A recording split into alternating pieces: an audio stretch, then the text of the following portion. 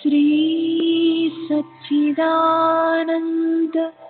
सद्गुरु साईनाथ महाराज की जय।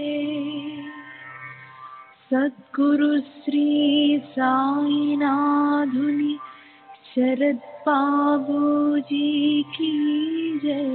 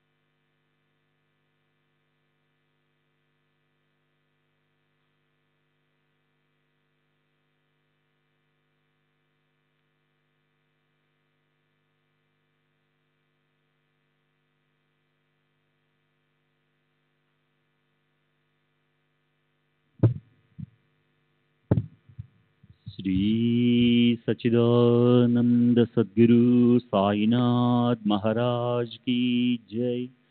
सद्गुरु श्री साईनाथ शरद बाबूजी की जय।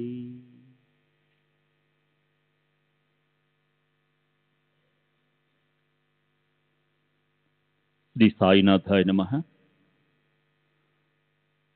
శ్రీ సాయి సచ్చరిత్రము 8వ అధ్యాయం, నిన్నటి తరువాయి. బైజాబాయి యొక్క ఎనలేని సేవ. తాత్యాగోదే పాటిల్ తల్లి పేరు బైజాబాయి.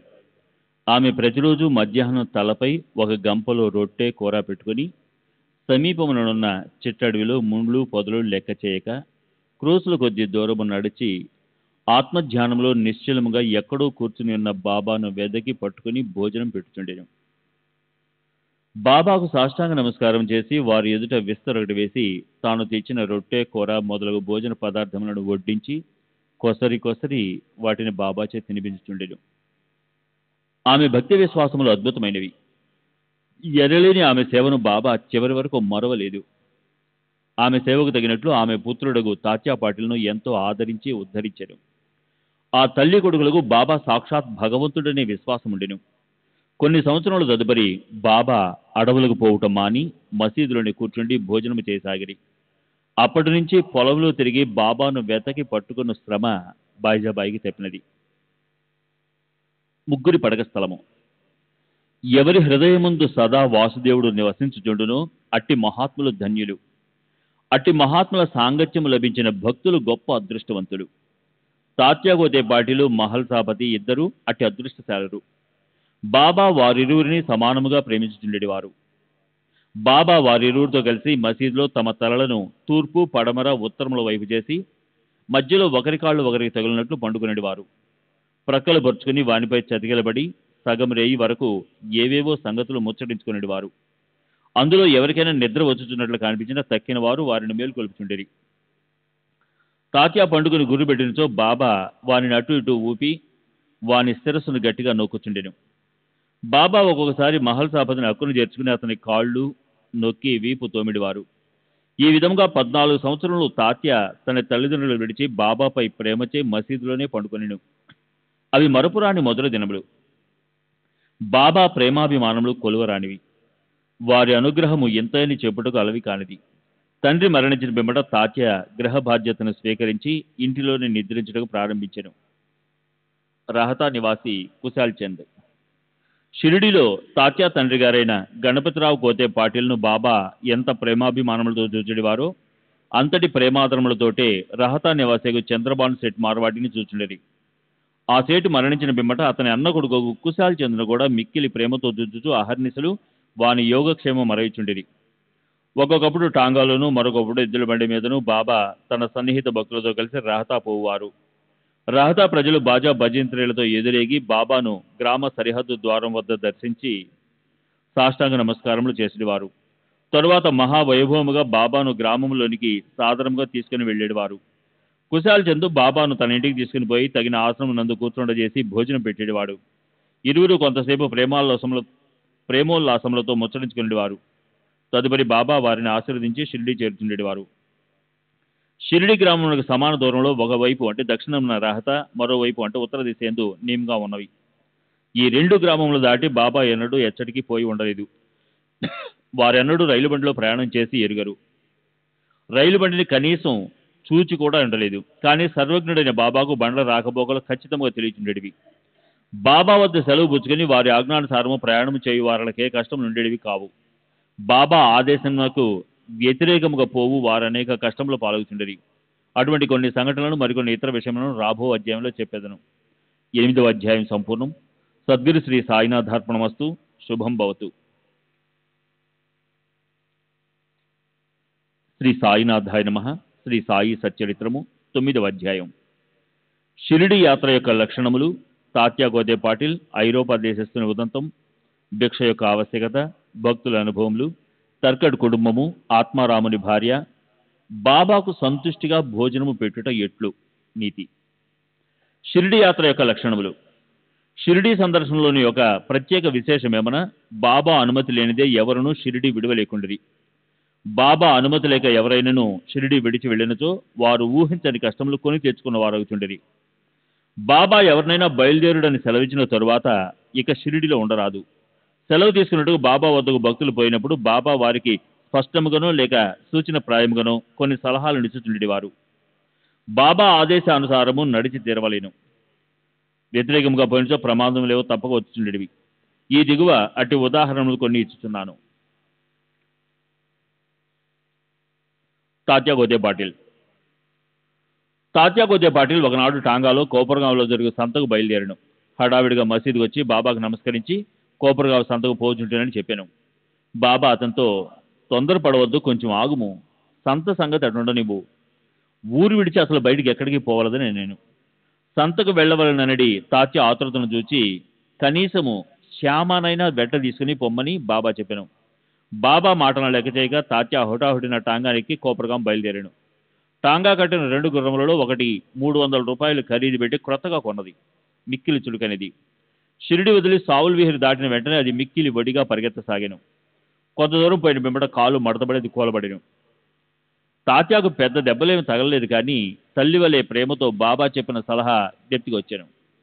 మరొకప్పుడు కూడా ఇటులనే బాబా ఆజ్ఞను వ్యతిరేకించి కోల్హార్ గ్రామమునకు ప్రయాణమై దారిలో టాంగా ప్రమాదమునకు గురయ్యను. శ్రీ సచిదానంద సద్గురు సాయినాథ్ మహారాజ్ కీ జై. సద్గురు శ్రీ సాయినాథ్ నిశరద్ బాబూజీ కీ జై.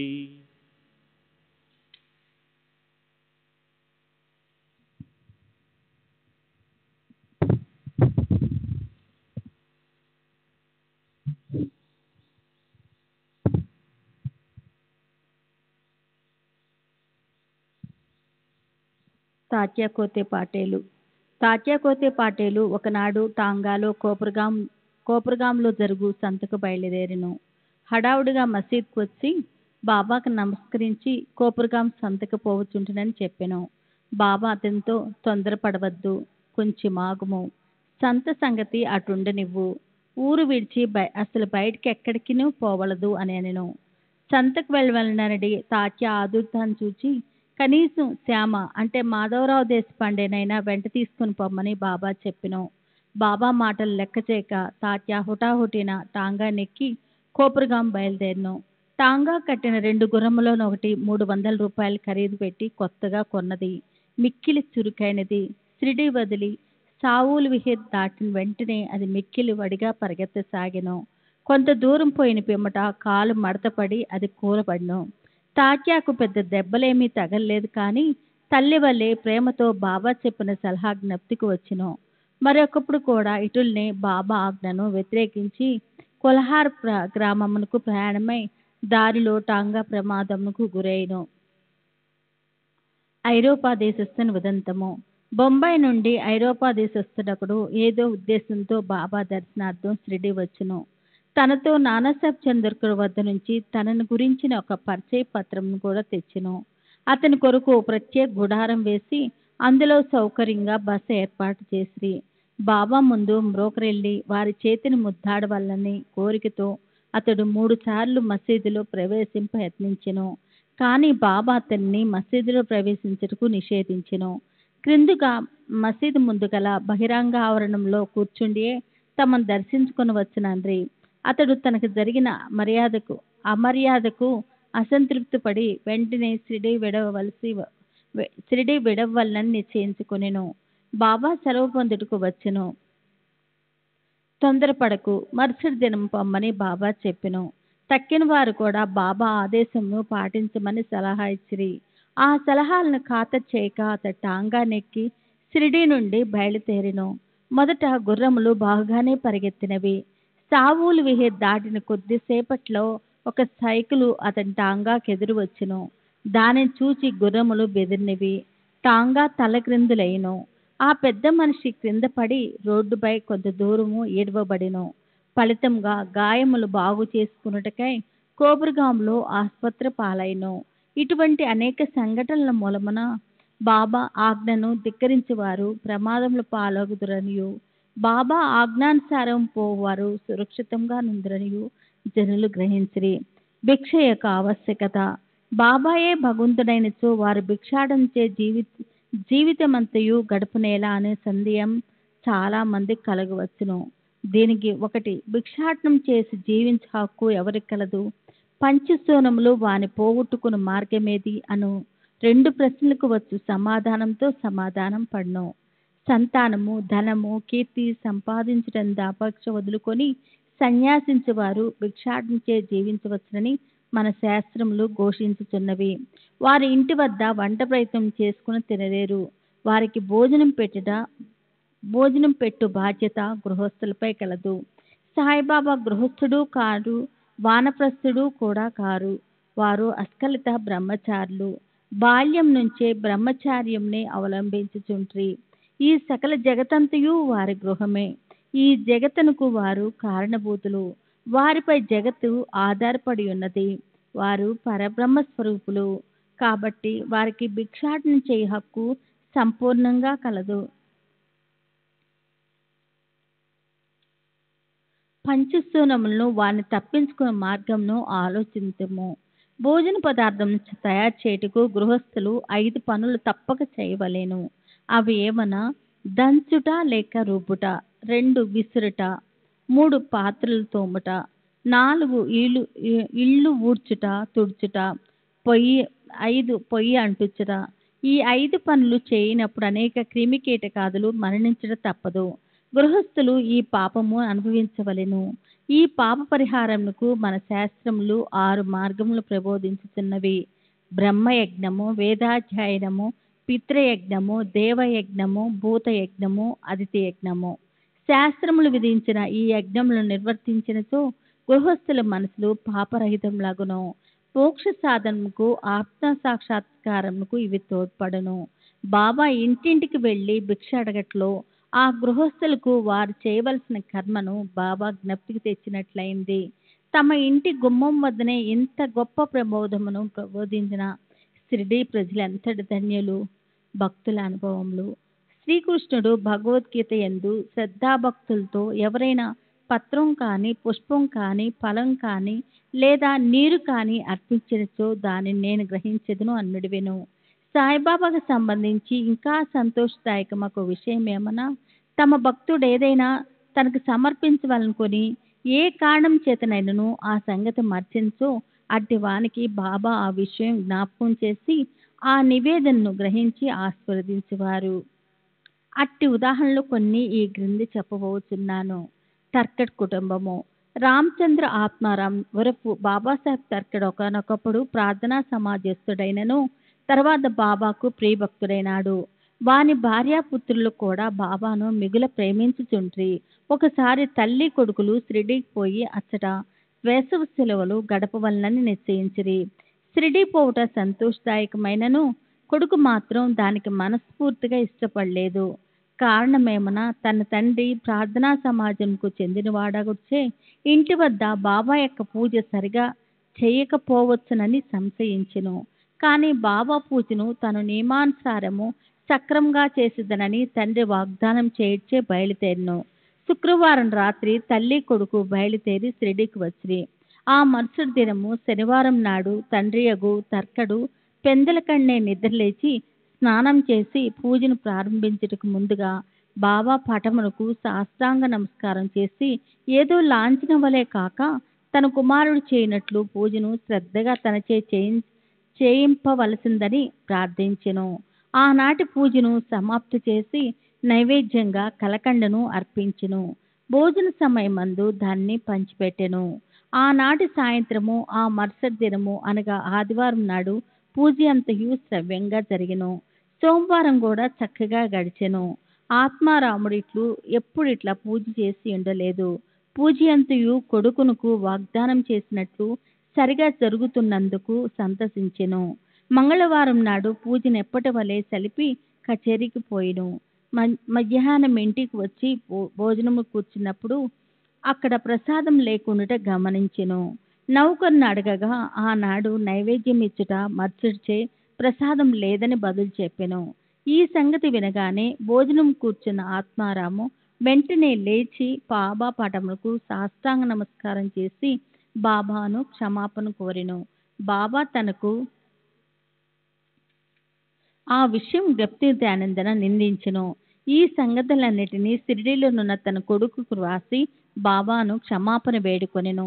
ఇది బాంద్రాలో మంగళవారం మధ్యాహ్నం సుమారు 12 గంటలకు జరిగెను. అదే సమయమందు షిరిడీలో మధ్యాహ్నం హారతి ప్రారంభించటకు ముందు ఆత్మారాముని భార్యతో బాబా ఇట్లనెను. తల్లి, ఏమైనా తినవలనని ఉద్దేశంతో బాంద్రాలో మీ ఇంటికి పోయినాను. తలుపు తాళం వేసి ఉండెను. ఎలాగనో లోపలకు ప్రవేశించి తిని, కానీ అక్కడ తినుటికేమీ లేకపోవడిచే తిరిగి వచ్చితనెను. బాబా మాటలకు ఆమెకేమీ బోధపడలేదు. కానీ ప్రక్కనే ఉన్న కుమారుడు మాత్రం ఇంటి వద్ద పూజలో ఏమియో లోటుపాట్లు జరిగినవని గ్రహించి ఇంటికి పోవటకు సెలవునిమ్మని బాబాను వేడెను. అందులకు బాబా పూజను అక్కడే చేయమని, ఇంటికి పోనవసరం లేదని చెప్పెను. వెంటనే కొడుకు షిరిడీలో జరిగిన విషయమంతయు వివరంగా తండ్రికి ఉత్తరం రాసి బాబా పూజను అశ్రద్ధ చేయవద్దని వేడుకొనెను. ఈ 2 ఉత్తరములు ఒకటికొకటి మార్గమధ్యమున తటస్థపడి తమ తమ గమ్యస్థానముకు చేరెను. ఇది ఆశ్చర్యం కదా. ఆత్మారాముని భార్య. ఇక ఆత్మారాముని భార్య విషయము. ఒకసారి ఆమె 3 పదార్థములను బాబాకు నైవేద్యంగా పెట్టుటకు సంకల్పించుకునెను. అవి 1 వంకాయ పెరుగు పచ్చడి, 2 వంకాయ వేపుడు కూర, 3 పేడ. బాబా వీటినెట్లు గ్రహించినో చూచిదము. బాంద్రా నివాసియగు రఘువీర భాస్కర్ పురంద్రే బాబాకు మిక్కిలి భక్తుడు. అతడు ఒకనాడు భార్యతో షిరిడీ బయలుదేర్చుండెను. ఆత్మారాముని భార్య పెద్ద వంకాయలు రెండింటిని మిగులు ప్రేమతో తెచ్చి పురంద్రేని భార్య చేతికిచ్చి 1 వంకాయతో పెరుగు పచ్చడిని, 2వ దానితో వేపుడును చేసి బాబాకు వడ్డించమని వేడెను. షిరిడీ చేరిన వెంటనే పురంద్రేని భార్య వంకాయ పెరుగు పచ్చడి మాత్రం చేసి బాబా భోజనము కూర్చున్నప్పుడు తీసుకుని వెళ్ళెను. బాబాకు ఆ పచ్చడి చాలా రుచిగా ఉండెను. కానీ దాన్ని అందరికీ పంచిపెట్టెను. వెంటనే తనకు వంకాయ వేపుడు కూడా అప్పుడే కావాలని బాబా అడిగెను. ఈ సంగతి భక్తులు రాధాకృష్ణమ్మాయికి తెలియపరిచిరి. అది వంకాయల కాలం కాదు గనుక ఆమెకేమియో తోచకుండెను.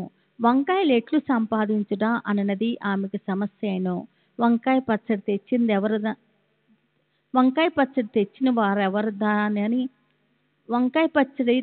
వారెవరదని కనుగొనగా పురంద్రే భార్య అని తెలియచే వంకాయ వేపుడు కూడా ఆమెయే చేసి పెట్టవల్లని ఆమె కబురంపిరి. అప్పుడు అందరికీ వంకాయ వేపుడును బాబా ఎందులకు కోరిరో తెలిసినది. బాబా సర్వజ్ఞతకు అందరు ఆశ్చర్యపడ్రి. 1915 డిసెంబర్లో గోవింద్ బాలరామ్ మానకరు అనువాడు షిరిడీకి పోయి తన తండ్రికి ఉత్తరక్రియలు చేయవలనుకును. ప్రయాణం పూర్వము ఆత్మారాముని వద్దకు వచ్చును.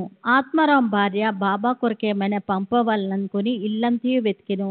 కానీ 1 పేడ తప్ప ఏమీ కనిపించలేదు. ఆ పేడ కూడా అప్పటికే బాబాకు నైవేద్యంగా సమర్పింపబడి ఉండెను. తండ్రి మరణించుడిచే గోవిందుడు విచారగ్రస్తుడై ఉండెను. కానీ బాబా అందున్న భక్తి ప్రేమలచే ఆమె ఆ పేడను అతని ద్వారా పంపెను. బాబా దాన్ని పుచ్చుకొని తినునని నమ్మి ఉండెను. గోవిందుడు షిరిడీ చేరెను. బాబాను దర్శించెను. కానీ పేడ తీసుకుని వెళ్ళటం మరచెను. బాబా అప్పటికే ఊరుకుండెను. సాయంత్రం బాబా దర్శనంకి వెళ్ళినప్పుడు కూడా అతడు పేడ తీసుకుని పోవటం మర్చెను. అప్పుడు బాబా ఓపిక పట్టక తన కొరకేమైనా తెచ్చినావా అని అడిగెను. ఏమీ తీసుకుని రాలేదని గోవిందుడు జవాబు ఇచ్చెను. వెంటనే బాబా, నీవు ఇంటి వద్ద బయలుదేరినప్పుడు ఆత్మారాముని భార్య నా కొరకు నీ చేతికి మిఠాయి ఇవ్వలేదా అని అడిగెను. కుర్రవాడంతయు జ్ఞప్తి తెచ్చుకొని సిగ్గుపడెను. బాబాను క్షమాపణ కోరెను. బస్క పరిగెత్తి పేడను తెచ్చి బాబా చేతికిచ్చెను. చేతిలో పడిన వెంటనే బాబా దాన్ని గుటుక్కున మింగెను. ఈ విధంగా ఆత్మారాముని భార్య యొక్క భక్తిని బాబా ప్రీతిపూర్వకంగా స్వీకరించెను. నా భక్తులు నన్నెట్లు భావింతురో నేను వారిని ఆ విధంగానే అనుగ్రహించును అను గీతావాక్యము నిరూపించెను. బాబాకు సంతృష్టిగా భోజనం పెట్టుట ఎట్లు. ఒకప్పుడు ఆత్మారాం తర్కడ్ భార్య షిరిడీలో ఒక ఇంటి యందు దిగెను. మధ్యాహ్నం భోజనం తయారైను. అందరికీ వడ్డించిరి. ఆకలితోనున్న కుక్క ఒకటి వచ్చి మొరగట ప్రారంభించెను. వెంటనే తర్కడ్ భార్య లేచి 1 రొట్టె ముక్కను విసిరెను. ఆ కుక్క ఎంతో మక్కువగా ఆ రొట్టె ముక్కను తినెను. ఆనాడు సాయంకాలము ఆమె మసీదునికి పోగా బాబా ఆమెతో ఇట్లనెను. తల్లి, నా కడుపు నిండా గొంతు వరకు భోజనం పెట్టినావు. నా జీవశక్తులు సంతృష్టి చెందినవి. ఎల్లప్పుడూ ఇట్లానే చేయము. ఇది నీకు సద్గతి కలుగు చేయను. ఈ మసీదులో కూర్చుండి నేనన్నడా సత్యం ఆడను. నా అందట్లే దయముంచము. మొదట ఆకలితోనున్న జీవికి భోజనం పెట్టిన పిమ్మట నీవు భుజింపుము. దీన్ని జాగ్రత్తగా జ్ఞప్తి అందించుకొనుము. ఇదంతయు ఆమెకేమీ బోధపడలేదు. కావున ఆమె ఇట్లు జవాబిచ్చెను. బాబా, నేను నీకెట్లు భోజనం పెట్టగలను? నా భోజనం కొరకే ఇతరులపై ఆధారపడి ఉన్నాను. నేను వారికి డబ్బిచ్చి భోజనం చేయుచున్నాను. అందులకు బాబా ఇట్లు జవాబిచ్చెను. నీవు ప్రేమపూర్వకంగా పెట్టిన ఆ రొట్టె ముక్కను తిని ఇప్పటికీ త్రేన్పులు తీయుచున్నాను. నీ భోజనంకు ముందు ఏ కుక్కను నీవు చూచి రొట్టె పెట్టితివో అదియు నేను ఒకటియే. అట్లానే పిల్లులు, పందులు, ఈగలు, ఆవులు మొదలగలవన్నీయు నా అంశంలే. నేనే వాని ఆకారంలో తిరుగుచున్నాను. ఎవరైతే సకల జీవకోటిలో నన్ను చూడగలుగుతారో వారే నా ప్రియభక్తులు. కావున నేను వేరు, తక్కిన జీవరాశి అంతయు వేరు అను ద్వంద్వభావమును భేదమును విడిచి నన్ను సేవింపుము. ఈ అమూర్త తుల్యమకు మాటలు ఆమె హృదయం ఎంతయో కదిలించినవి. ఆమె నేత్రములు అశ్రువులతో నిండెను, గొంతు గద్గతమైను. ఆమె ఆనందమునకు అంతు లేకుండెను. నీతి జీవులన్నిటి యందు భగవంతుని దర్శించము అన్నది ఈ అధ్యాయంలో నేర్చుకోవలసిన నీతి. ఉపనిషత్తులు, భగవద్గీత, భాగవతము మొదలైనవన్నీ భగవంతుని ప్రతి జీవియందు చూడమని ప్రబోధించుచున్నవి. ఈ అధ్యాయం చివర చెప్పిన ఉదాహరణ వల్లను ఇతర అనేక భక్తుల అనుభవం వల్లను సాయిబాబా ఉపనిషత్తుల్లోని ప్రబోధములను తమ ఆచరణ రూపమున చూపి అనుభవపూర్వకంగా నిర్ధారణ చేసి ఉన్నారని స్పష్టమగును. ఉపనిషాదాది గ్రంథములలో ప్రతిపాదింపబడిన తత్వమును అనుభవపూర్వకంగా ప్రబోధించిన సమర్థ సద్గురుడే శ్రీ సాయిబాబా. 9వ అధ్యాయం సంపూర్ణము. సద్గురు శ్రీ సాయినాథార్పణమస్తు. శుభం భవతు. శ్రీ సచిదానంద సద్గురు సాయినాథ్ మహారాజ్ की जय. सद्गुरु श्री साईनाथ बाबूजी की जय. శ్రీ సాయినాథాయ నమః. శ్రీ సాయి సచ్చరిత్రము 10వ అధ్యాయము. సాయిబాబా జీవిత విధానము. బాబా వారి శయనలీల. బ్రహ్మము యొక్క సగుణ అవతారము. షిరిడీలో బాబా నివాసము. వారి జన్మ తేదీ, బాబా లక్ష్యము, వారి బోధలు. సాయిబాబా సద్గురువు. బాబా వారి అనుకువ. నానావళి మహాత్ముల బాబా వారి అనుకువ, నానావళి మహాత్ముల కథాశ్రవణము. వారి సాంగత్యమే అతి సులభ మార్గము. సాయిబాబా జీవిత విధానము. ఎల్లప్పుడూ శ్రీ సాయిబాబాను భక్తి ప్రేమలతో జ్ఞప్తి అందించుకొనుము. ఏలన బాబా ఎల్లప్పుడూ తమ ఆత్మస్వరూపమునందే లీనమై సర్వులకు హితము చేయుట యందు నిమగ్నమై ఉండువారు. వారి స్మరణయే జీవన్మరణ రూపమైన సంసారమనెడు చిక్కుముడిని విప్పు తరుణోపాయము. ఇది అన్నిటికంటే అత్యంత శ్రేష్టము, సులభతరమైన సాధనము. దీనిలో వ్యయ ప్రయాసాలు లేవు. కొద్ది శ్రమతో గొప్ప ఫలితమును పొందవచ్చును. అందువలన ఇక ఆలస్యం చేయక మన దేహేంద్రియములలో పటుత్వమున్నంత వరకు ప్రతి నిమిషమును ఈ సాధనమును అనుష్ఠించుటకు వెచ్చించవలెను. ఇతర దేవతలంతా ఒత్త భ్రమ. గురువొక్కడే దేవుడు. సద్గురువు చరణములను నమ్మి కొలిచినచో వారు మన అదృష్టమును బాగు చేయగలరు. వారిని శ్రద్ధగా సేవించినచో సంసార బంధనముల నుండి తప్పించుకొనగలము. న్యాయ మీమాంసాది షడ్ దర్శనములను చదువ పని లేదు. మన జీవితం అనే ఓడకు సద్గురువుని సరంగువుగా చేసుకున్నచో కష్టములు, చింతలతో కూడిన సంసారం అనే సాగరమును మనము సులభముగా దాటగలము. సముద్రములు, నదులు దాటునప్పుడు మనము ఓడ నడిపేవాని యందు నమ్మకం ఉంచినట్లు సంసారం అనే సాగరమును దాటుటకు సద్గురువు అనే సరంగుపై పూర్తి నమ్మకము ఉంచవలెను. భక్తుల యొక్క అంతరంగమున గల భక్తి ప్రేమలను బట్టి సద్గురువు వారికి జ్ఞానమును, శాశ్వత ఆనందమును ప్రసాదించును. గత అధ్యాయంలో బాబా యొక్క భిక్షాటనమును, కొందరు భక్తుల అనుభవములు మొదలుగున్నవి చెప్పితిమి. ఈ అధ్యాయంలో బాబా ఎక్కడ నివసించెను, ఎలాగున జీవించెను, ఎట్లు శయనించెడివారు, భక్తులకు ఎట్లు బోధించుచుండెను మొదలుగున్నవి చెప్పెదము. బాబా వారి శయనలీల. మొట్టమొదట బాబా ఎచట పడుకొనుచుండునో, ఎట్లు పడుకొనుచుండునో చూచెదము. ఒకసారి నానాసాహెబ్ డేంగలే సుమారు 4 మూరల పొడవు, 1 జానెడు వెడల్పు గల ఒక కర్ర బల్లను బాబా పడకకని తెచ్చెను. ఆ బల్లను నేలపై వేసుకొని పడుకొనుటకు మారుగా బాబా దానిని మసీదు యొక్క దూలములకు ఉయ్యేల వలె వేలాడునట్లు చినిగిన పాత గుడ్డ పీలికలతో కట్టి దానిపై పడుకొన మొదలెడెను. గుడ్డ పీలికలు పలుచనివి, ఏ మాత్రము బలమైనవి కావు. అవి ఆ కొయ్యబల్ల యొక్క బరువును మోయుటయే గగనము. ఇంకా బాబా యొక్క బరువును కూడా కలిపి అవి ఎట్లు భరించుచుండునో అనునది ఆశ్చర్య వినోదములకు హేతు ఆయను. ఆ పాత గుడ్డ పీలికలు ఎంత బరువును మోయగలుగుట నిజంగా బాబా లీలయే. బాబా ఈ బల్ల యొక్క 4 మూలల యందు 4 దీపపు ప్రమిదలుంచి రాత్రి అంతయు దీపములు వెలిగించుచుండిరి. ఇది ఏమి చిత్రము!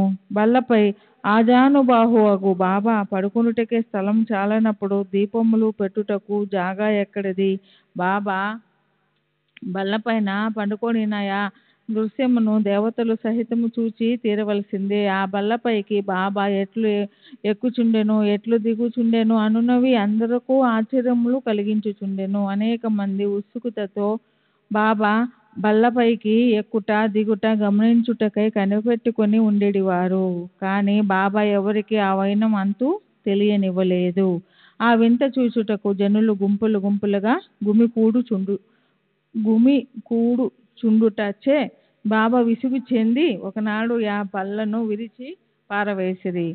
అష్టసిద్ధులు బాబా ఆధీనములు. బాబా వారిని ఉపేక్షించలేదు. వారి కొరకు అనేక అభ్యాసం చేయలేదు. వారు పరిపూర్ణులు కనుక సహజంగానే అవి వారికి సిద్ధించెను. బ్రహ్మం యొక్క సగుణ అవతారము సాయిబాబా 3.5 మూరల మానవ దేహంతో కనిపించినను వారు సర్వ హృదయ అంతరస్థులు. అంతరంగమున వారు పరమ నిస్పృహులు. నిస్పృహులైనప్పటికీ బాహ్యమునకు లోకహితము కోరువానిగా కనిపించువారు. అంతరంగమున వారు మమకార రహితులైనప్పటికీ బాహ్య దృష్టికి మాత్రము తమ భక్తుల యోగక్షేమముల కొరకు ఎంతయో తాపత్రయపడుతున్న వాని వలె కనిపించెడివారు. వారి అంతరంగము శాంతికి ఉనికికి పట్టైనను బయటకు చంచల మనస్కుని వలె కనిపించుచుండెను. లోపల పరబ్రహ్మ స్థితి ఎందు ఉన్నప్పటికీ బయటకు దెయ్యము వలె నటించుచుండెడివారు. లోపల అద్వైతి అయినను బయటకు ప్రపంచమునందు తగులుకొనిన వాని వలె కనిపించుచుండెను. ఒక్కొక్కప్పుడు అందరినీ ప్రేమతో చూచెడివారు. ఇంకొకప్పుడు వారిపై రాళ్ళు విసరుచుండిరి. ఒక్కొక్కప్పుడు వారిని తిట్టుచుండిరి. ఇంకొకప్పుడు వారిని ప్రేమతో అక్కున చేర్చుకుని ఎంతో నెమ్మదితోనూ శాంతంతోనూ ఓర్మితోనూ సంశయంతోనూ వ్యవహరించెడివారు. బాబా ఎల్లప్పుడూ ఆత్మానుసంధానమునందు మునిగి ఉండేడివారు. భక్తులపై కారుణ్యమును చూపుచుండెడివారు. వారెల్లప్పుడూ ఒక ఆసనమందు స్థిరముగా నుండెడివారు. వారెక్కడకు ప్రయాణములు చేసేడి వారు కారు. చిన్న చేతికర్ర అంటే సటకాయే వారు సదా ధరించెడి దండము. చింత రహితులై ఉన్నప్పుడు శాంతంగా నుండేవారు. సిరి సంపదలు గాని కీర్తి ప్రతిష్టలను గాని లక్ష్యపెట్టక భిక్షాటనం చే నిరాడంబరులై జీవించెడివారు. అట్టి పావన జీవులు వారు. ఎల్లప్పుడూ బాబా అల్లా మాలిక్ భగవంతుడే యజమాని అనిడివారు. భక్తుల యందు అవిచ్ఛిన్నమైన పరిపూర్ణ ప్రేమానురాగాలను కలిగి ఉండేడివారు. ఆత్మజ్ఞానమునకు ఆయన గని, దివ్యానందమునకు వారు ఉనికిపట్టు. సాయిబాబా యొక్క దివ్య స్వరూపము అట్టిది. అద్యంతములు లేనట్టిది, అక్షయమైనట్టిది, భేదరహితమైనట్టిది, విశ్వమంతయు ఆవరించినట్టిది అయిన ఆ పరబ్రహ్మ తత్వమే సాయిబాబాగా అవతరించినది. ఎంతో పుణ్యము చేసుకున్న అదృష్టవంతులు మాత్రమే ఆ నిధిని పొందగలిగిరి, గ్రహించగలుగుచుండిరి. సాయిబాబా యొక్క నిజతత్వమును గ్రహించలేక వారిని ఒక సామాన్య మానవునిగా ఎంచిన వారు నిజముగా దురదృష్టవంతులు. షిరిడీలో బాబా నివాసము, వారి జన్మ తేదీ, బాబా యొక్క తల్లిదండ్రుల గురించి గాని వారి సరి అయిన జన్మ తేదీ గాని ఎవరికీ తెలియదు. వారు షిరిడీలో ఉండిన కాలాన్ని బట్టి దానిని సుమారుగా నిశ్చయింపవచ్చును. బాబా 16 ఏండ్ల ప్రాయమున షిరిడీ వచ్చి 3 సంవత్సరములు అచట నుండిరి. హఠాత్తుగా అచట నుండి అదృశ్యులై కొంతకాలం పిమ్మట నైజాం రాజ్యంలోని ఔరంగాబాదుకు సమీపమున కనిపించిరి. 20 సంవత్సరముల ప్రాయమున చాంద్ పాటిల్ పెండ్లి గుంపుతో షిరిడీ చేరిరి. అప్పటి నుండి 60 సంవత్సరములు షిరిడీ వదలక అచటనే ఉండి 1918 సంవత్సరంలో మహాసమాధి చెందిరి. దీనిని బట్టి బాబా సుమారు 1838 సంవత్సర ప్రాంతములందు జన్మించి ఉందిరని భావించవచ్చును. బాబా లక్ష్యము, వారి బోధలు 17వ శతాబ్దంలో రామదాస్ అను యోగి పుంగవుడు 1608-81లో వర్ధిల్లెను. గోబ్రాహ్మణులను మహమ్మదీయుల నుండి రక్షించు లక్ష్యమును వారు చక్కగా నిర్వర్తించిరి. వారు గతించిన 200 ఏండ్ల పిమ్మట హిందువులకు మహమ్మదీయులకు తిరిగి వైరం ప్రబలెను. వారి మధ్య సమైక్య భావమును నెలకొల్పుటకై సాయిబాబా అవతరించెను. ఎల్లప్పుడు వారు చెప్పెడి హితవు. హిందువుల దైవమగు శ్రీరాముడును మహమ్మదీయుల దైవమగు రహీంను ఒక్కరే. వారి ఇరువురి మధ్య ఏమీయూ భేదము లేదు. అలాంటప్పుడు వారి భక్తులు వారిలో వారు కలహమాడుట ఎందులకు?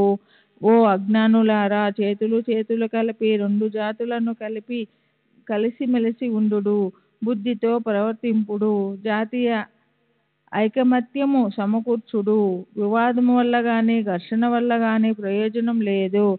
అందుచే వివాదము విడువడు, ఇతరులతో పోటీ పడుకుడు, మీ యొక్క వృద్ధిని మేలును చూచుకొనుడు. భగవంతుడు మిమ్ము రక్షించును. యోగము, త్యాగము, తపస్సు, జ్ఞానము మోక్షమునకు మార్గములు. వీనిలో ఏదైనా అవలంబించి మోక్షమును సంపాదించినచో మీ జీవితము వ్యర్థము. ఎవరైనా మీకు కీడు చేసినచో ప్రత్యుపకారము చేయకుడు. ఇతరుల కొరకు మీరేమైనా చేయగలిగినచో ఎల్లప్పుడూ మేలు మాత్రమే చేయుడు. సంగ్రహముగా ఇదియే బాబా యొక్క ప్రబోధము. ఇది ఇహపర సాధనము. సాయిబాబా సద్గురువు. గురువులమని చెప్పుకొని తిరుగువారు అనేకులు గలరు. వారు ఇంటింటికి తిరుగుచూ వీణ చిరతలు చేతపట్టుకొని ఆధ్యాత్మిక ఆడంబరము చాటెదరు. శిష్యుల చెవులలో మంత్రములు ఊది వారి నుండి ధనము లాగెదరు. పవిత్ర మార్గమును మతమును బోధించెదమని చెప్పెదరు.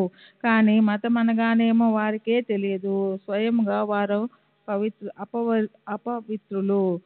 సాయిబాబా తన గొప్పతనం ఎన్నడూనూ ప్రదర్శించవలననుకొనలేదు. వారికి దేహాభిమానం ఏమాత్రము లేకుండెను. కానీ భక్తుల యందు మిక్కిలి ప్రేమ మాత్రం ఉండేది.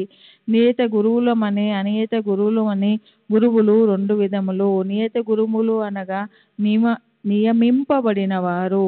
అనియత గురువులనగా సమయానుకూలముగా వచ్చి ఏదైనా సలహా ఇచ్చి మన అంతరంగముననున్న సుగుణమును వృద్ధి చేసి మోక్ష మార్గము త్రొక్కునట్లు చేయువారు. నియత గురువుల సహవాసము నీవు నేనను ద్వంద్వభావమును పోగొట్టి అంతరంగమున యోగమున ప్రతిష్ఠించి తత్వమసి అగునట్లు చేయును. సర్వ విధముల ప్రపంచ జ్ఞానమును బోధించు గురువులు అనేకులు గలరు. కానీ మనల ఎవరైతే సహజ స్థితి యందు నిలుచున్నట్లు చేసి మనలను ప్రపంచ పుటునికి అతీతంగా తీసుకొని పోయేదరో వారే సద్గురువులు. సాయిబాబా అట్టి సద్గురువు. వారి మహిమ వర్ణనాతీతము. ఎవరైనా వారిని దర్శించినచో బాబా వారి యొక్క భూత భవిష్యత్ వర్తమానాలన్నిటినీ చెప్పువారు. ప్రతి జీవి యందు బాబా ద్వైతమును చూచేవారు. స్నేహితులు విరోధులు వారికి సమానులే. నిరభిమానము సమానత్వం వారిలో మూర్తిభవించినవి. వారు దుర్మార్గుల అవసరాలు కూడా తీర్చెడివారు. కలిమిలేములు వారికి సమానము. మానవ దేహంతో సంచరించినప్పటికీ వారికి గృహ దేహాదుల యందు అభిమానము లేకుండెను. శరీరదారుల వలె కనిపించినను వారు నిజముగా నిశ్శరీరులు, జీవన్ముక్తులు. బాబాను భగవానుని వలె పూజించిన షిరిడీ ప్రజలు పుణ్యాత్ములు. ఏది తిన్నుచున్నను త్రాగుచున్నను తమ దొడ్లలోనూ పొలములలోనూ పనిచేసి కొనుచున్నను వారెల్లప్పుడూ సాయిని జ్ఞప్తి అందించుకుని సాయి మహిమను కీర్తించుచుండెడి వారు. సాయి తప్ప ఇంకొక దైవం వారు ఎరుగి ఉండలేదు. షిరిడీ శ్రీల ప్రేమను భక్తిని దాని మాధుర్యంను వర్ణించుటకు మాటలు చాలవు. వారు పామరులైనప్పటికీ వారికున్న స్వల్ప భాషా జ్ఞానంతోనే ప్రేమతో బాబాపై పాటలను కూర్చుకొని పాడుకొనుచుండిరి. వారికి అక్షర జ్ఞానము శూన్యమైనప్పటికీ వారి పాటలలో నిజమైన కవిత్వము కనిపించును. యథార్థమైన కవిత్వము పాండిత్యము వల్ల రాదు. అది అసలైన ప్రేమ వలన వెలువడును. కవిత్వము స్వచ్ఛమైన ప్రేమ భావం నుండి వెలువడును. అటువంటి సిసలైన కవిత్వాన్ని విబుధులైన శ్రోతలు ఆస్వాదించగలరు. ఈ పల్లె పదాలన్నీ సేకరింపదగినవి. సాయి అనుగ్రహం ఉంటే ఏ భక్తుడైనా వీనిని శ్రీ సాయి లీలా పత్రికలోనూ లేదా పుస్తక రూపంలోనూ ప్రకటించిన ఎంతయో బాగుండును. బాబా వారి అనుకువ. భగవంతునికి 6 లక్షణములు కలవు. 1 కీర్తి, 2 ధనము, 3 అభిమానం లేకుండుట, 4 జ్ఞానము, 5 మహిమ, 6 ఔదార్యము. ఈ గుణములన్నీ బాబాలో నుండెను. భక్తుల కొరకు మానవ రూపమున అవతరించిన భగవతత్వమే సాయిబాబా. వారి కరుణ అనుగ్రహము అద్భుతములు. వారే కరుణతో భక్తులను తమ వద్దకు చేర్చుకుండిన వారి మహత్యము తెలుసుకొనగల శక్తి ఎవరికీ కలదు. భక్తుల కొరకు బాబా నోట వెలువడిన పలుకులు పలుకుటకు సరస్వతీదేవి కూడా వెరగు చెందెను. ఒక ఉదాహరణ, బాబా మిక్కిలి అనుకోవతో ఇట్లుండేవారు: బానిసులకు బానిసనగు నేను మీకు రుణగ్రస్తుడును. మీ దర్శనముచే నేను తృప్తుడనైతిని. మీ పాదములు దర్శించుట నా భాగ్యము. మీ అశుద్ధములో నేనొక పురుగును. అట్లగుట వలన నేను ధన్యుడను. ఏమి వారి అనుకువ. బాబా యొక్క ఈ వాక్యములను ప్రచురించుట ద్వారా బాబాను కించపరిచితినని ఎవరైనా అనినచో ఈయన అపరాధమునకు బాబాను క్షమాపణ కోరెదను. తత్పరిహార్థమై బాబా నామజపం చేసేదను. బాహ్య దృష్టికి బాబా ఇంద్రియ విషయములను అనుభవించు వాని వలె కనపడినను ఇంద్రియ అనుభూతులతో వారికి ఏమాత్రమో అభిరుచి ఉండేటిది కాదు. అసలు ఇంద్రియ అనుభవముల స్పృహయే వారికి లేకుండెను. వారు భుజించినప్పటికీ దేని యందు వారికి రుచి ఉండేది కాదు. వారు ప్రపంచమును చూచుచున్నట్లుగా అనిపించినను వారికి దాని యందే మాత్రము ఆసక్తి లేకుండెను. కామమన్నచో వారు హనుమంతుని వల్లే అస్ఖలిత బ్రహ్మచారులు. వారికి దేని యందు మమకారము లేకుండెను. వారు శుద్ధ చైతన్య స్వరూపులు. కోరికలు, కోపము మొదలగు భావ వికారములు శాంతించి స్వస్థత్యము చెందడి విశ్రాంతి ధామము. ఏలా వారు విరాగులు, ముక్తులు, పరిపూర్ణులు. దీనిని వివరించుటకు ఒక ఉదాహరణ. నానావళి షిరిడీలో విచిత్ర పురుషుడొకడు ఉండెను. అతని పేరు నానావళి. అతడు బాబా విషయములను పనులను చక్కబెట్టుచుండెడివాడు. ఒకనాడతడు బాబా వద్దకు పోయి బాబాను వారి గద్దె నుండి లేవవలసిందని, దానిపై తాము కూర్చుండవలెనని తనకు బుద్ధి పుట్టినదని అనెను. వెంటనే బాబా లేచి గద్దెను ఖాళీ చేసెను. నానావళి దానిపై కొంతసేపు కూర్చుండి లేచి బాబాను తిరిగి కూర్చునమనెను. బాబా తన గద్దెపై కూర్చునెను. నానావళి బాబా పాదములకు సాష్టాంగ నమస్కారం చేసి వెళ్ళిపోయెను. తన గద్దె మీద నుండి దిగిపొమ్మననినను దానిపై ఇంకొకరు కూర్చొనినను బాబా ఎట్టి అసంతృష్టి వెళ్ళిపుచ్చలేదు. బాబాను నానావళి ఎంతగా ప్రేమించువాడినను అతడు బాబా మహాసమాధి చెందిన 13వ నాడు దేహత్యాగం చేసెను. మహాత్ముల కథాశ్రవణము, వారి సాంగత్యమే అతి సులభ మార్గము. సాయిబాబా సామాన్య మానవు వలె నటించినప్పటికీ వారి చర్యలను బట్టి వారు అసాధారణ బుద్ధి కుశలతలు కలవారని తెలియవచ్చును. వారు చేయునదంతయు తమ భక్తుల మేలు కొరకే. వారు ఆసనములు గాని, యోగాభ్యాసములు గాని, మంత్రోపదేశములు గాని తమ భక్తులకు ఉపదేశించలేదు.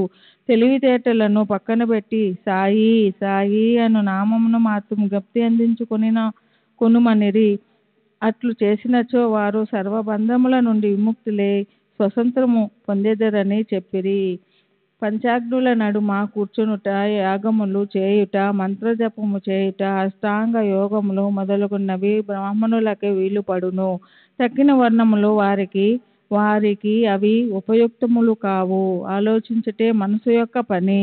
అది ఆలోచించకుండా ఒక్క నిమిషమైనా ఉండలేదు. దానికి ఏదైనా ఇంద్రియ విషయము జ్ఞప్తికి తెచ్చినచో దానినే చింతించుచుండును. గురువును జ్ఞప్తికి తెచ్చినచో గురువునే చింతించుచుండును. మీరు సాయిబాబా యొక్క గొప్పతనమును, వైభవమును శ్రద్ధగా వింటిరి. ఇది ఏ వారిని జ్ఞప్తి అందించుకున్నటకు సహజమైన మార్గము. ఇది ఏ వారి పూజ, కీర్తన.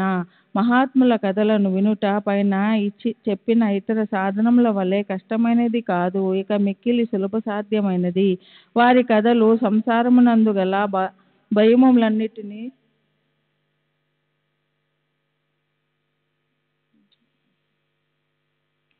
మహాత్ముల కథలను వినుట పైన చెప్పిన ఇతర సాధనముల వలె కష్టమైనది కాదు, ఇది మికిలి సులభ సాధ్యమైనది. వారి కథలు సంసారమునందు గల భయములన్నిటిని పారద్రోలి పారమార్థిక మార్గమునకు తీసుకొని పోవును. కావున మహాత్ముల చరిత్రలను శ్రవణం చేయుట, వానినే మననం చేయుడు, వానిలోని సారాంశమును జీర్ణించుకునుడు. ఇంత మాత్రం చేసినచో బ్రాహ్మణులే కాక స్త్రీ శూద్రాది అన్ని వర్ణముల వారు కూడా పవిత్రులగుదురు. ప్రాపంచిక బాధ్యతలందు తగులుకొని ఉన్నను మీ మనస్సును సాయిబాబాకు అర్పింపుడు, వాని కథలు వినుడు. వారు తప్పక మనలను అనుగ్రహించగలరు. ఇది మికిలి సులభోపాయము అయినచో మరి దీనిని ఎందుకు అందరూ అవలంబించుకున్నారు అని అడగవచ్చును. కారణమేమన, భగవంతుని కృపా కటాక్షం లేని ఎడల మహాత్ముల చరిత్రలను వినుటకు కూడా మనస్సు అంగీకరించదు.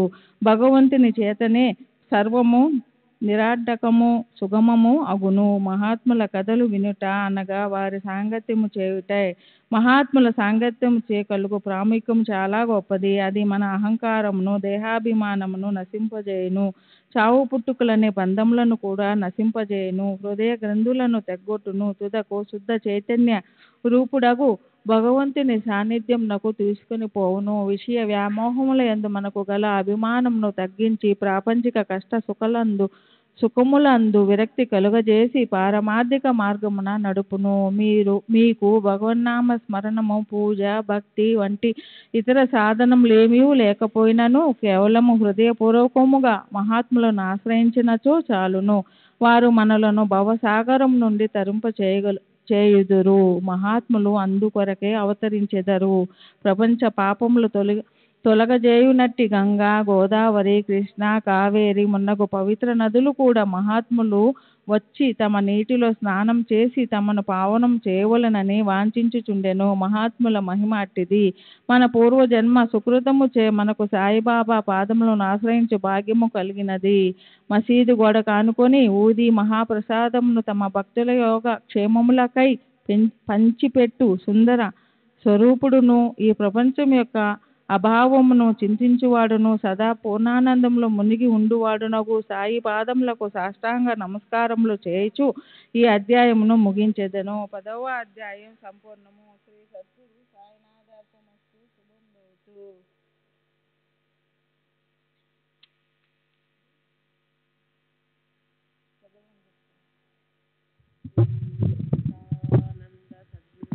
साईनाथ महाराज की जय।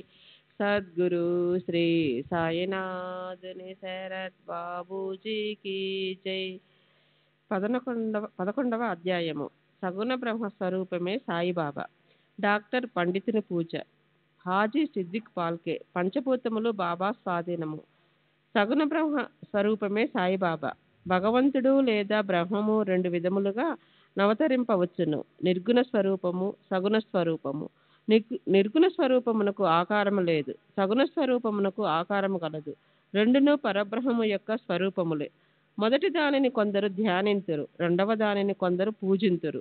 భగవద్గీత 12వ అధ్యాయములో సగుణ స్వరూపమును పూజించుటయే సులభమని కలదు, కావున దానినే అనుసరించవచ్చునని చెప్పిరి. మనుష్యుడు ఆకారం కలిగి ఉన్నాడు, కావున సహజముగా భగవంతుని కూడా ఆకారముతో సగుణ స్వరూపునిగా భావించి పూజించుట సులభము. కొంతకాలము వరకు సగుణ స్వరూపముకు బ్రహ్మమును పూజించిన గాని మన భక్తి ప్రేమలు వృద్ధి చెందవు. క్రమముగా ఆ భక్తి నిర్గుణ స్వరూపముకు పరబ్రహ్మోపాసనకు దారి తీయును. విగ్రహము, యజ్ఞవేదిక, అగ్ని, వెలుతురు, సూర్యుడు, నీరు, బ్రహ్మము ఈ ఏడును పూజనీయములు. కానీ సద్గురువు వీని అన్నిటికంటే నుత్కృష్టుడు. అట్టి సద్గురుడైన సాయినాథుని మనమున ధ్యానించదుముగాక. వారు రూపుదాల్చిన వైరాగ్యము, నిజభక్తులకు విశ్రాంతి ధామము. వారి వాక్కుల యందు మనకు గల భక్తియే ఆసనముగా మన కోరికలన్నీ విసర్జించుటయే పూజా సంకల్పముగా చేసి వారిని ఉపాసింతుముగాక. కొందరు సాయిబాబా యొక్క భగవద్భక్తుడనెదురు, కొందరు మహాభాగవతుడందురు. కానీ మాకు మాత్రము బాబా సాక్షాత్ భగవంతుని అవతారమే. వారు క్షమాశీలురు, క్రోధరహితులు, రుజువర్తనులు, శాంతమూర్తులు, నిశ్చలులు, నిత్య సంతుష్టులు. శ్రీ సాయిబాబా ఆకారంతో కనిపించినప్పటికీ వాస్తవమునకు వారు నిరాకార స్వరూపులు, నిర్వికారులు, నిస్సంగులు, నిత్యముక్తులు. గంగా నది సాగర సంగమం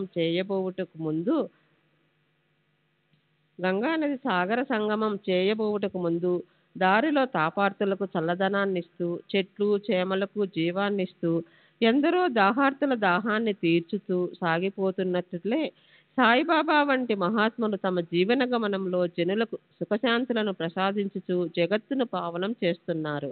భగవద్గీత యందు శ్రీకృష్ణుడు మహాత్ములు తన ఆత్మయనియు తన సజీవ ప్రతిమయనియు తానే వారనియు వారే తాననియు నుడివియున్నాడు. వర్ణింపనలివి కాని ఆ సచ్చిదానంద స్వరూపమే షిరిడిలో సాయిబాబా రూపమున అవతరించెను. శృతులు బ్రహ్మమును ఆనంద స్వరూపముగా వర్ణించుచున్నవి. ఈ సంగతి పుస్తకములందు చదువుచున్నాము. కానీ భక్తులు ఈ ఆనంద స్వరూపమును షిరిడీలో అనుభవించిరి. సర్వమునకు ఆధారభూతమగు బాబా ఉపాధి రహితుడు. వారు తమ ఆసనము కొరకు ఒక గోన సంచి ఉపయోగించడివారు. భక్తులు దానిపై చిన్న పరుపు వేసి ఆనుకొనుటకు చిన్న బాలిసను సమకూర్చిరి. బాబా తన భక్తుల కోరికను మన్నించి వారి వారి భావాన్ని అనుసరించి తనను పూజించుటకెట్టి అభ్యంతరము చూపకుండిరి. కొందరు చామరములతోనూ కొందరు విసన కర్రలతోనూ విసురుచుండిరి. కొందరు సంగీత వాద్యములను మోగించుచుండిరి. కొందరు వారికి ఆర్ఘ్యపాద్యములను సమర్పించుచుండిరి. కొందరు వారికి చందనము అత్తరు పూయుచుండిరి. కొందరు తాంబూలమును సమర్పించుచుండిరి. కొందరు నైవేద్యము సమర్పించుచుండిరి. షిరిడిలో నివసించుచున్నట్లు కనిపించినప్పటికీ వారు సర్వంతర్యామి. ఎక్కడ చూచినను వారే ఇండువారు. భక్తులు బాబా యొక్క సర్వంతర్యామిత్వమును ప్రతిరోజు అనుభవించుచుండేటివారు. సర్వాంతర్యామియగు ఆ సద్గురుమూర్తికి మా వినయపూర్వక సాష్టాంగ నమస్కారములు. శ్రీ సచ్చిదానంద సద్గురు సాయినాథ్ మహారాజ్ కి జై. సద్గురు శ్రీ సాయినాథ్. డాక్టర్ పండితుని పూజ. ఆత్యాసాహెబ్ నోల్కర్ మిత్రుడైన డాక్టర్ పండిత్ ఒకసారి బాబా దర్శనమునకై షిరిడీకి వచ్చెను. బాబాకు నమస్కరించిన పిమ్మట మసీదులో కొంతసేపు కూర్చుండెను. అతన్ని దాదాభట్ కేల్కర్ వద్దకు పొమ్మని బాబా చెప్పెను. డాక్టర్ పండిత్ అటులనే దాదాభట్ వద్దకు పోయెను. దాదాభట్ అతన్ని సగౌరవముగా ఆహ్వానించెను. బాబాను పూజించుటకై పూజా సామాగ్రి పళ్ళెంతో దాదాభట్ మసీదుకు వచ్చెను. డాక్టర్ పండిత్ కూడా అతన్ని అనుసరించెను. దాదాభట్ బాబాను పూజించెను. అంతకు మునుపు ఎవరు బాబా నుదుటిపై చందనము పోయుటకు సాహసించలేదు. ఒక మహల్సాప్ర మాత్రమే బాబా కంఠమునకు చందనమును పోయిచుండెను. కానీ ఈ అమాయక భక్తుడగు డాక్టర్ పండిత్ దాదాభట్ యొక్క పూజా పళ్ళెము నుండి చందనమును తీసుకుని బాబా నుదుటిపై త్రిపుండ్రాకారముగా వ్రాసెను. అందరికీ ఆశ్చర్యము కలిగినట్లుగా బాబా ఒక్క మాటైనను ఆనక ఊరుకుండెను.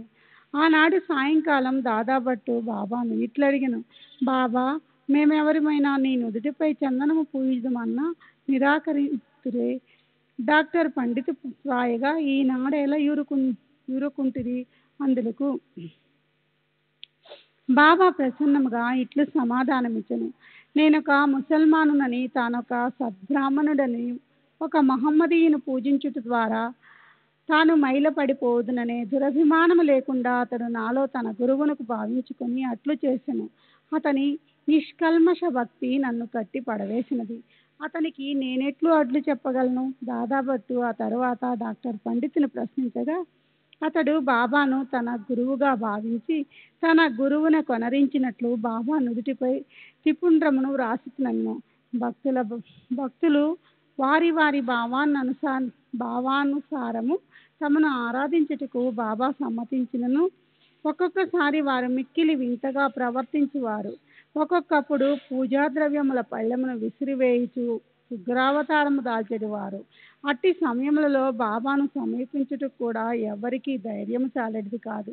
ఒక్కొక్కప్పుడు భక్తులను తిట్టుచుండెను. ఒక్కొక్కప్పుడు మైనము కంటే మెత్తగా కనిపించేవారు. అప్పుడు వారు శాంతి క్షమలకు ప్రతిరూపం వలె కాన్పించుచుండిరి. బయట కోపంతో నుగిపోచు కళ్ళెర్ర చేసినప్పటికీ వారి హృదయము మాత్రము మాతృ హృదయం వలె అనురాగమయము. వెంటనే వారు తన భక్తులను ప్రేమతో దగ్గరికి తీసి, నేనెప్పుడు ఎవరినైనా కోపించి ఎరగను. తల్లి తన బిడ్డలను ఎవరినైనా తరిమివేయినా, సముద్రము తనను చేరు నదులను ఎప్పుడునైనా తిరగగొట్టునా, నేను మిమ్మల్ని ఎందుకు నిరాదరించదును? నేనెప్పుడు మీ యోగక్షేమములనే ఆపేక్షించదును. నేను మీ సేవకుడును. నేనెప్పుడు మీ వెంటనే ఉండి పిలిచిన పలుకుతాను. నేనెప్పుడు కోరేది మీ ప్రేమ మాత్రమే అనడివారు హాజీ సిద్ది ఫాల్కే. బాబా ఎప్పుడు ఏ భక్తిని ఎట్లో ఆశీర్వదించునో ఎవరికీ తెలియదు. అది కేవలము వారి ఇచ్చపై ఆధారపడి ఉండును. హాజీ సిద్దిక్ ఫాల్కే కదా ఇందుకు ఉదాహరణము. సిద్దిక్ ఫాల్కే అను మహమ్మదీయుడు కళ్యాణ నివాసి. మదీనా యాత్రలు చేసిన పిమ్మట షిరిడి చేరును. అతను చావడి ఉత్తర భాగమున బస చేసును. 9 నెలలు నేను షిరిడీలోనున్నను. బాబా వానిని మసీదులో పాదం పెట్టనివ్వలేదు. అతడు మసీదు ముందున్న ఖాళీ జాగాలో కూర్చుంటుండెను. పాల్కే మిక్కిలి నిరాశ నిస్పృహలకు లోనయ్యను. ఏమి చేయుటకు అతనికి తోచుకుండెను. నిరాశ చెందవద్దని నందీశ్వరుని ద్వారా వెళ్ళిన శివుడు ప్రసన్నమైనట్లు మాధవరావు దేశపాండే శ్యామ ద్వారా బాబా వద్దకు వెళ్ళిన అతని మనోరథము సిద్ధించుననియు కొందరు భక్తులు అతనికి సలహానిచ్చిరి. అటులే అని తన తరపున బాబాతో మాట్లాడమని శ్యామ పాల్కేని వేడుకొను. శ్యామ అందులకు సమ్మతించి ఒకనాడు సమయం కనిపెట్టి బాబాతో ఇట్లనియే, బాబా, ఆ ముదుసలి హాజీని మసీదులో కాలిపెట్టనియ వేళ ఎంతో మంది వచ్చి నిన్ను దర్శించిపోతున్నారు. ఆ హాజీని మాత్రం ఎందుకు ఆశీర్వదించవు? దానికి బాబా ఇట్లని జవాబిచ్చును, శ్యామ, ఇటువంటి విషయాలలో నీవు ఇంకా పసివాడవు. నీకు ఇవన్నీ అర్థం కావు. అల్లా ఒప్పుకొన్నచో నేనేమి చేయగలను? అల్లా మీ ఆ కటాక్షం లేనిచో ఈ మసీదులో పాదము పట్టగల వారెవ్వరు? సరే, నీవు వాని వద్దకు పోయి వానిని బావి వద్దనున్న ఇరుకు కాలి బాటను రాగలడేమో అడుగుము. శ్యామ పోయి హాజీని ఆ విషయం అడిగిరి. తిరిగి బాబా వద్దకు వచ్చి హాజీ అందులకు సమ్మతించినని చెప్పాను. 40,000 రూపాయలు 4 వాయిదాలలో నివ్వగలడేమని కనుగొనమని తిరిగి బాబా అడిగాను. శ్యామ వెంటనే పోయి హాజీ తాను 4 లక్షలు కూడా ఇచ్చుటకు సిద్ధముగానున్నాడని జవాబు తెచ్చాను. సరే, మరలా పోయి వానిని ఇట్లడుగుము, మసీదులో ఈనాడు మేకను కోసెదము. వానికి మాంసము కావాలనో వృషణములు కావాలనో కనుగొనమను. బాబా వారి కొలంబ మసీదులో ఉన్న బాబా భిక్ష తెచ్చిన పదార్థముల నుంచి మట్టి పాత్రలోనున్న చిన్న ముక్కతోనైనా సంతృష్టి చెందేదనని శ్యామ ద్వారా హాజీ బదులు చెప్పెను. ఇది వినగానే బాబా మిక్కిలి కోపంతో మసీదులోని కొలంబ నీటి కుండలను బయటికి విసిరివైచి తిన్నగా చావడిలోనున్న హాజీ వద్దకు పోయి తన కఫ్నీని పైకెత్తి పట్టుకుని తీవ్ర స్వరంతో, నన్ను గురించి ఏమనుకుంటున్నావు? నీవేదో గొప్పవాడినని, పెద్ద హాజీవని గొప్పలు పోవచ్చు ఏమిటేమిటో వదులుచున్నావే. నా దగ్గర నీ ఆటలు. ఖురాన్ చదివి నీవు తెలుసుకున్నది ఇదేనా? మక్కా మదీనా యాత్రలు చేసిననే గర్వంతో నేను ఎవరినో తెలుసుకోలేకపోతున్నావు అనుచు ఏమేమో ఇంకను అతన్ని తిట్టి మసీదుకు మరలి వెళ్ళెను. బాబా ఆగ్రహావేశములు చూసి హాజీ గాబరా పడెను. ఆ పిమ్మట బాబా కొన్ని గంపల మామిడి పళ్లను కొని వాటిని హాజీకి పంపెను. తిరిగి హాజీ వద్దకు వచ్చి తన జేబులో నుంచి 55 రూపాయలు తీసి లెక్క పెట్టి హాజీ చేతిలో పెట్టెను. అప్పటి నుండి హాజీ ప్రేమాదరములతో చూస్తూ భోజనమునకు పిలుచుచుండెను. హాజీ ఆనాటి నుండి తనకిష్టము వచ్చినప్పుడల్లా మసీదులోకి వచ్చిపోవుచుండెను. బాబా ఒక్కొక్కప్పుడు వానికి డబ్బునిచ్చుచుండెను. బాబా దర్బార్లో అతను కూడా ఒకడయ్యను. పంచభూతములు స్వాధీనములు. బాబాకు పంచభూతములు స్వాధీనములను తెలుపు 2 సంఘటనలు వర్ణించిన పిమ్మట ఈ అధ్యాయమును ముగించెదను. ఒకనాడు సాయంకాలం షిరిడీలో గొప్ప తుఫాను సంభవించెను. నల్లని మేఘములు ఆకాశములు కప్పెను. గాలి తీవ్రముగా వీచెను. ఉరుములు మెరుపులతో కుంభవృష్టి కురిసెను. కొంతసేపట్లో నేలంతయు జలమయ్యను. పశు పక్షాది జీవకోటితో సహా జనులందరూ మిక్కిలి భయపడిరి. షిరిడీ గ్రామంలో కొలువైయున్న శని, శివపార్వతులు, మారుతి, ఖండోబా మొదలైన దేవతలెవరూ వారిని ఆదుకొనలేదు. కావున వారందరూ మసీదుకొచ్చి బాబాను శరణుజొచ్చి తుఫాను ఆపివేయడని బాబాను వేడుకొనిది. ఆపదలోనున్న జనులను చూసి బాబా మనస్సు కరిగెను. వారు బయటికి వచ్చి మసీదు అంచున నిలబడి బిగ్గరగా, ఆగు, నీ తీవ్రతను తగ్గించు, నెమ్మదించు అని గర్జించిరి. కొన్ని నిమిషములలో వర్షము తగ్గెను. గాలి వీచుట మానెను. తుఫాను ఆగిపోయిన. చంద్రుడు ఆకాశమున కనిపించెను. ప్రజలందరూ సంతృష్టి చెంది వారి వారి గృహములకు పోయిరి. ఇంకొకప్పుడు మిట్ట మధ్యాహ్నము దునిలో మంటలు అపరిమితంగా లేచెను. మంటలు మసీదు కప్పుకున్న దూలములకు తాకునట్లు వెగయిచుండెను. మసీదులో కూర్చున్న వారికి ఏమీ చేయుటకు తోచలేదు. దునిలోని కట్టెలు తగ్గింపుడని గాని, నీళ్లు పోసి మంటలు చల్లార్పుడని గాని బాబాకు సలహానిచ్చుటకు వారు భయపడుచుండిరి. వారి భయాందోళనను బాబా వెంటనే గ్రహించి తమ సటకాతో ప్రక్కనున్న స్తంభంపై కొట్టుచు దిగు దిగు శాంతించుము అనరు. ఒక్కొక్క సటకా దెబ్బకు కొంచెం కొంచెం చొప్పున మంటలు తగ్గిపోయి ధుని యథాప్రకారము మితముగా నుండసాగిన. భగవత్ అవతారమైన శ్రీ సాయినాథుడట్టి వారి పాదములపై పడి సాష్టాంగ నమస్కారం చేసి సర్వస్వ శరణాగతి చేసిన వేడిన వారినెల్లా వారు కాపాడెదరు. ఎవరైతే భక్తి ప్రేమలతో ఈ అధ్యాయంలో కథలను నిత్యము పారాయణము చేసేదరో వారి కష్టముల నుండి విముక్తులగుదురు. అంతేకాక సాయి అంది అభిరుచి భక్తి కలిగి త్వరలో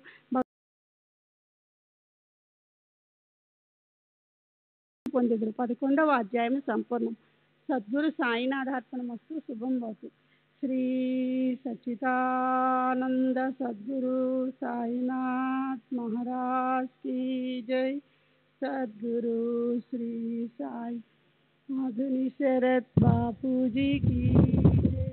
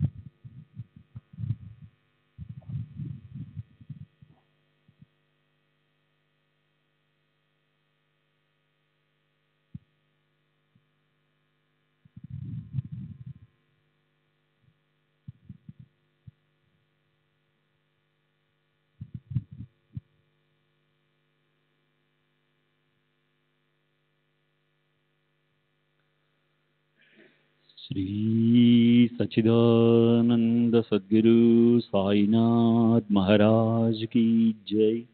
सद्गुरु श्री साईनाथ शरद बाबू जी की जय. साई रहम नजर करना, बच्चों का पालन करना. साई रहम नजर करना, बच्चों का पालन करना. जाना तुमने जगत पसारा, सब ही झूठ जमाना. जाना तुमने जगत पसारा, सब ही झूठ जमाना. साई रहम नजर करना, बच्चों का पालन करना. साई रहम नजर करना, बच्चों का पालन करना. मैं अंधा हूँ बंदा आपका, मुझसे पद दिखलाना. मैं अंधा हूँ बंदा आपका, मुझसे पद दिखलाना. साई रहम नजर करना, बच्चों का पालन करना. साई रहम नजर करना, बच्चों का पालन करना.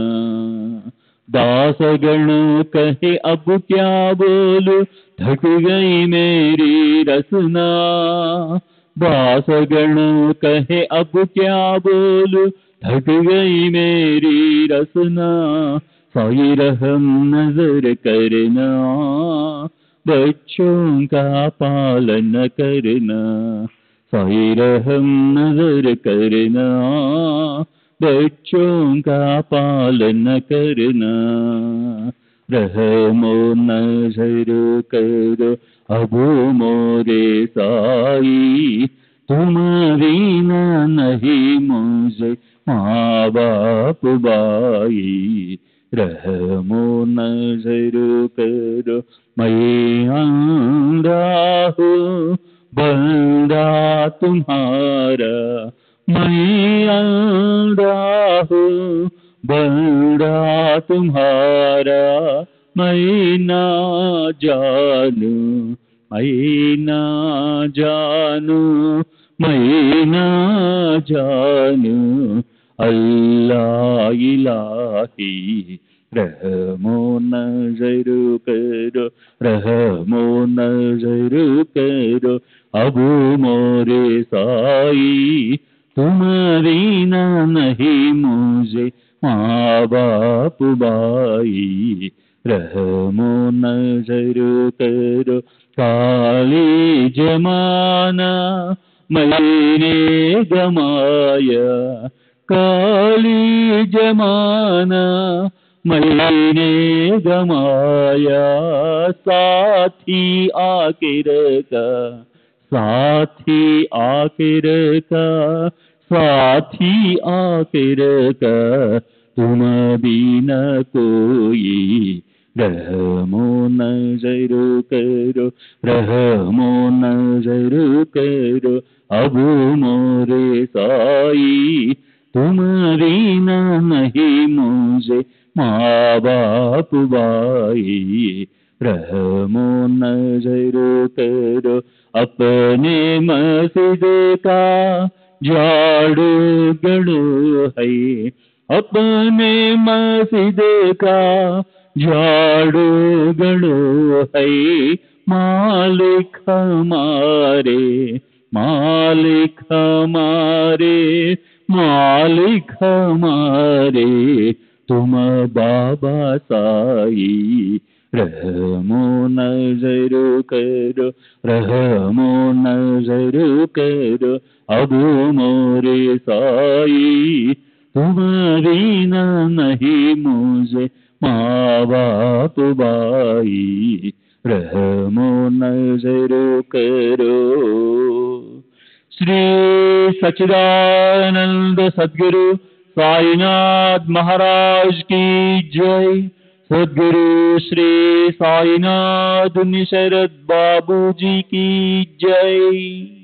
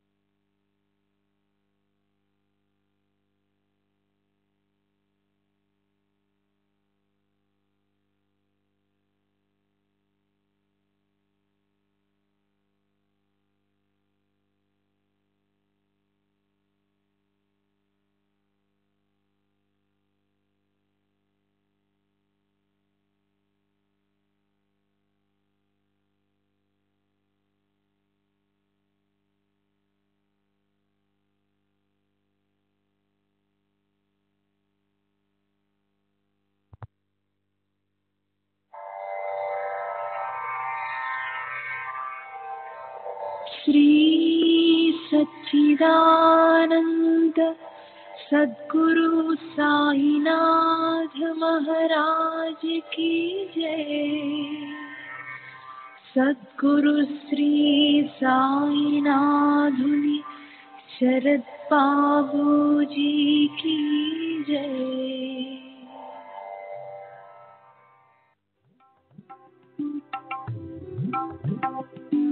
साई बाबा साई बाबा साई बाबा साई बाबा